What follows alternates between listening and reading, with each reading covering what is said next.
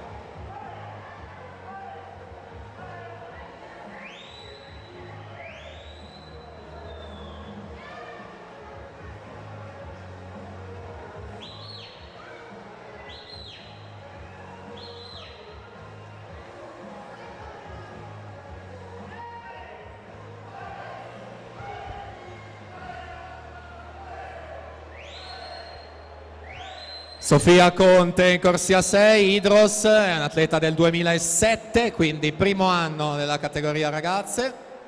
Si aggiudica questa serie 2, 2,49 e 24. In seconda posizione in corsia 2 Cora Bohem, 2,56 e 28.